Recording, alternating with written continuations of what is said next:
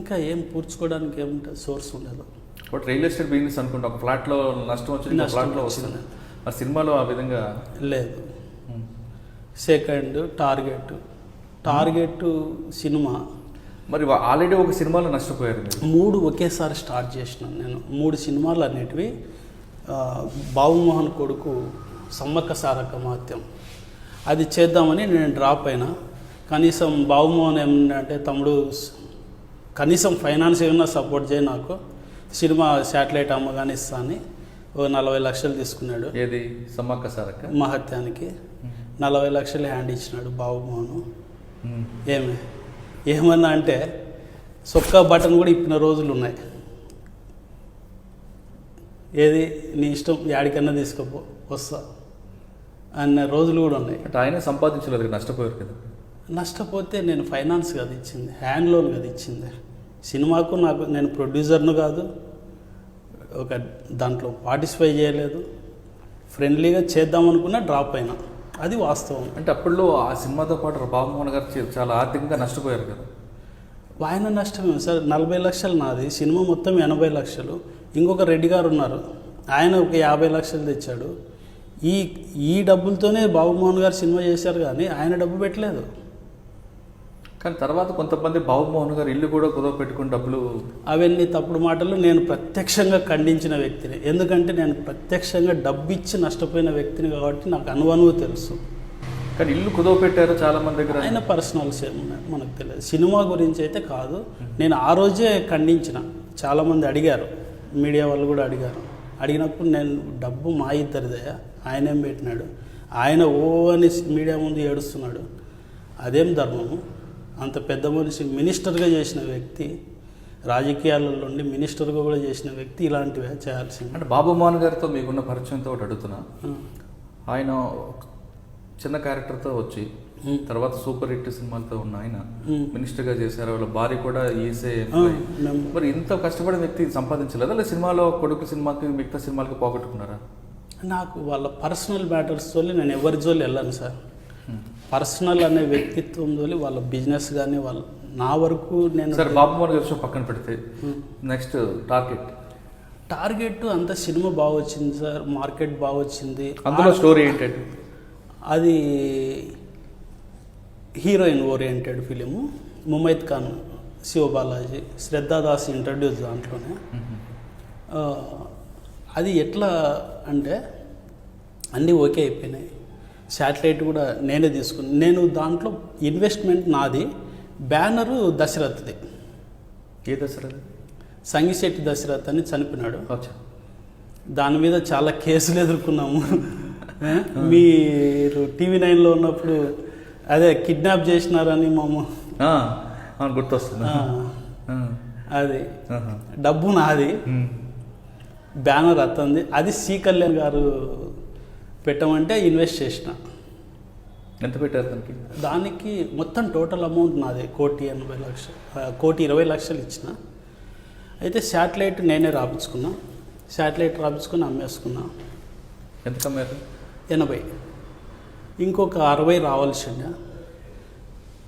60 ఇంట్రెస్ట్తో సహా 60 రావాల్సిండే. ఇంకా దాని మీద ఆ డబ్బులు అడగడం వల్లనే మేము ఆయనని కిడ్నాప్ చేసినామని కేసు పెట్టి ఇంకా అవి అలా తప్పుకున్నారు.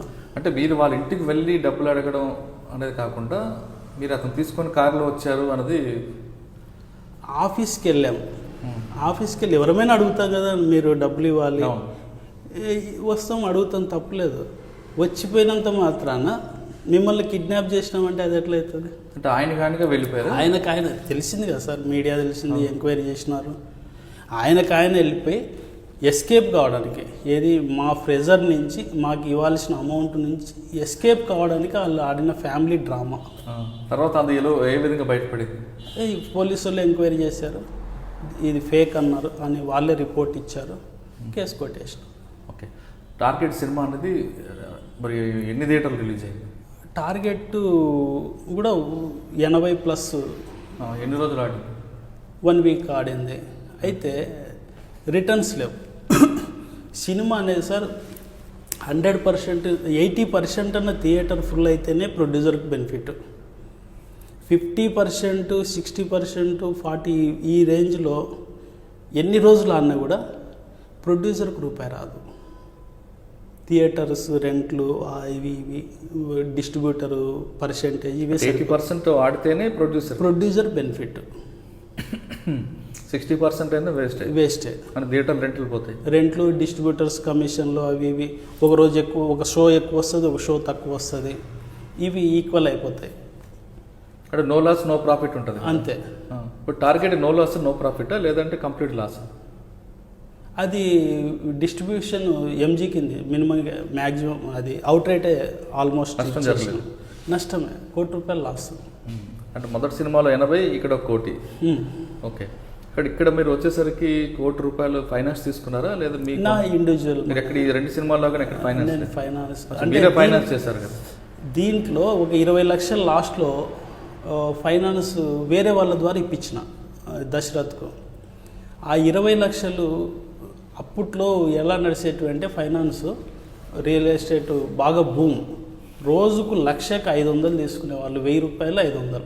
రోజుకు 1,00,000కు 500, ₹1,000 ఇంట్రెస్ట్. మాకు కూకట్పల్లి ఏరియాలో, ఈ ఏరియాలలో ఈరోజు ఇన్వెస్ట్ చేస్తే రేపటికి డబుల్ బెనిఫిట్ వచ్చేటి. ఆ రోజు మార్కెట్ రియల్ ఎస్టేట్ భూమి ఉంది కాబట్టి 1,00,000కు 500, ₹1,000 ఇంట్రెస్ట్ నడిచినాయి. ఈయనకు 20 లక్షలు రోజుకు 1,00,000కి 500 లాగా ఫ్రెండ్ దగ్గర తెప్పించి ఇచ్చిన. అది నాకు 40 లక్షలు వడ్డీ అయింది. సినిమాతో పాటు ఇది ఒక మీకు నాకు అది డబుల్ ఎఫెక్ట్ పడింది. ఓకే. సినిమా ఫీల్డ్లో మీకు కొత్త ఫీల్డ్ వచ్చారు. జనరల్గా కొత్త ఫీల్డ్లోకి వచ్చేవాళ్ళు ఎవరైనా సలహాలు తీసుకొని వస్తారు. అవును. మీరు అటువంటి సలహాలు తీసుకుని వచ్చారా లేదా? సలహాలు తీసుకున్నా. సలహాలు, సూచనలు ఇవన్నీ దీంట్లో పనిచేయవన్నది దిగాక కానీ తెలియదు, అర్థం కాదు. మీరు ఒక 100 మందిని అడగండి, లేదా 100 సిట్టింగ్లు వేయండి, ఏదైనా స్టోరీ కానీ ఏదైనా కానీ అంతా మీకు సూపర్ అనిపిస్తుంది. కానీ దిగాక మాత్రం మీరు ఉండరు. అదే సినిమా ఫీల్డ్ అనేది నేను ప్రత్యక్షంగా రకరకాల చేసింది చిన్నవి, తక్కువ సినిమాలే అయినా అనుభవం ఎక్కువ ఉంది. సినిమాలు 3 అయినా సరే రకరకాల ఎక్స్పీరియన్స్. ప్రతి ఒక్కరు ఒకటే టైప్లో వెళ్తారేమో, నేను 4 రకాలుగా నష్టపోయినా. సాధారణంగా ఒక వ్యక్తి ఒక వ్యాపారం చేసినప్పుడు కానీ లేదా మన ఇంట్లో ఏమైనా సరుకులు తెచ్చుకున్నప్పుడు ఒక చిన్న బడ్జెట్ వేసుకుంటాం. మన ఆదాయం ఇంత, మన ఖర్చు ఇంత. జనరల్గా మీరు అంత పెద్ద కోట్లు పెట్టి సినిమా తీస్తున్న ప్రొడ్యూసర్గా డీటెయిల్డ్ బడ్జెట్ ఎప్పుడైనా తీసుకున్నారా? డీటెయిల్డ్ ఉంటుంది, ప్రతిదీ పేపర్ మీదనే ఉంటుంది, కానీ ఏది ఆచరణలో ఉండదు. ఎగ్జాంపుల్ చెప్తాను. మీరు ఒక వస్తువు కొందామని షాప్కి వెళ్తారనుకోండి. ఈ కంపెనీ వస్తువు నువ్వు ఒక 10,000 ఎస్టిమేషన్ వేసుకొని ఒక షాప్కి వెళ్తావు. ఆ కంపెనీది అక్కడికి పోయినాక ఎంఆర్పి నీకు తెలియదు. ఓకే, 11,000 అవుతుంది. లేదు, మీతో పాటు మీ ఫ్యామిలీ వస్తారు. అయ్యా దీనికంటే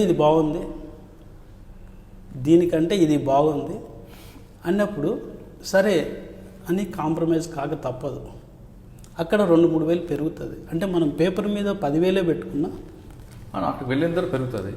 అంటే మనం ఒక వస్తువు కొన్నప్పుడే 2-3 కొటేషన్ తీసుకొని 2-3 షాపులు చూస్తాం. అది కాదు కదా, ఇదంతా వ్యక్తుల మీద డిపెండ్ అయ్యేది కదా. సో వ్యక్తుల మీద డిపెండ్ అయ్యేది కాబట్టి సీన్లు మారుతాయి. డైరెక్టర్ కూడా వేస్టేజ్ జరుగుతుంటుంది ఎక్కువ. డైరెక్టర్ గెస్సింగ్ వేరు. ఒక లొకేషన్ వేస్తాం, అది బాగా రాదు సార్, చేంజ్ అంటే ఎంత ఖర్చు వస్తుంది? అంటే అక్కడ క్రియేటివ్ ఫీల్డ్ కాబట్టి కొన్ని సార్లు జరుగుతాయి. ఓకే. ఇవి కాకుండా మీకున్న 3 సినిమాల్లో వస్తువుల మధ్యన కొనడం, అమ్మడం, దీంట్లో కూడా ఏమైనా ఫ్రాడ్ జరిగిందా? ఒక ఎగ్జాంపుల్ చెప్పండి. అవి వస్తువులు కొనేటివి ఏమి ఉండవు సార్. కాస్ట్యూమ్స్, షూస్, ఇలాంటి కాస్ట్యూమ్స్, మేకప్ ఇలాంటివి వస్తువులే తప్ప మనం సెట్టింగ్ వేస్తే మాత్రం అది మన ఎస్టిమేషన్ ఉండదు.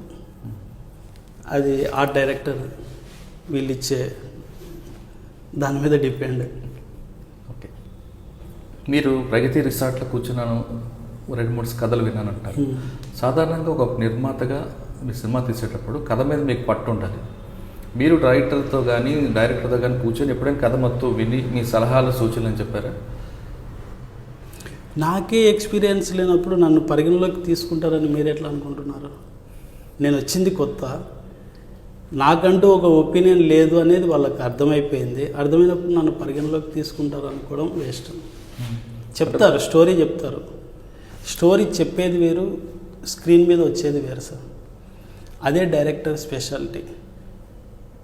మేకింగ్లో పర్ఫెక్ట్గా ఉన్నోడు మనం అనుకున్నది అనుకున్నట్లు చూపించగలిగితే ఏ సినిమా 90% ఫెయిల్ కావు. అది చూపించలేరు. అంటే చూపించకపోవడం కారణం డైరెక్టరా, లేదంటే అందుకు నిర్మాత సహకరించకపోవడం? నిర్మాత ఎక్కడైనా సహకరించాల్సిందే, సహకరించకపోతే సినిమా ఉండదు. అంటే మీ విషయం పక్కన పెడితే సాధారణంగా కొంతమంది డైరెక్టర్ల వాదన, మేము ముందే ఒక సీన్ గురించి చెప్తాం, దానికి సంబంధించిన డీటెయిల్ బడ్జెట్ కూడా చెప్తాం, సెట్లోకి వెళ్ళేసరికి అక్కడ మేము అనుకున్న ప్రాపర్టీ ఉండదు, దాంతో అడ్జస్ట్ చేయమంటారు. కానీ ఇప్పుడు మీ దగ్గర ఒక 50 లక్షలు ఉందనుకోండి సార్, మిమ్మల్ని దాంట్లోకి దింపుతారు. సార్ మీరు ఒక 30 పెట్టినా చాలు. ఎక్కడ ఫెయిల్ అవుతుంటాయి సినిమాలు, రిలీజ్ కాకపోవడానికి కూడా రీజన్ ఏంటి? చాలామంది సినిమాలు అనేటివి అంటే మీ కెపాసిటీ 50 లక్షలు ఉంటే మీరు 30 పెట్టినా చాలు. సినిమా ఓపెన్ కాగానే, షూటింగ్ ఓపెన్ కాగానే అది అమ్ముదాం, ఇది అమ్ముదాం, ఇది చేద్దాం, అది చేద్దాం అని వీళ్ళు చెప్పేస్తారు బిఫోర్. వీడేం చేస్తాడు, 50 లక్షలు ఉన్నాడు 30 పెట్టేస్తాడు ఫస్ట్. ఆ 30 సరిపోదు, ఇంకా నీ దగ్గర ఉన్నది 20 కదా, ఇంకా అంతకుమించి నీకు స్తోమత లేదు. లేనప్పుడు నువ్వు ఆడి వరకు పెట్టేసి ఆగిపోవాల్సిందే తప్ప నువ్వు చేయగలిగింది లేదు. అట్లా చాలామంది మనీ సోర్స్ లేని వాళ్ళని తీసుకొచ్చి దింపి ఈ విధంగా క్లోజ్ చేస్తున్నారు. ఒక్కొరు అప్పు దొరికేతోళ్ళు తీసుకొస్తారు, తీసుకొచ్చి వాళ్ళ పరిస్థితులను తర్వాత వాళ్ళు దొరకని వ్యక్తి ఏం చేస్తాడు? ఆపేక. అంటే నువ్వు చెప్పింది ఏం చెప్పినావు, నీ దగ్గర 50 ఉంది కదా, 30 సరిపోతుంది, మిగతాదంతా నేను మార్కెట్ మీద తీసుకొస్తా అని చెప్పి దింపిన వాళ్ళు తప్పేసుకుంటారు.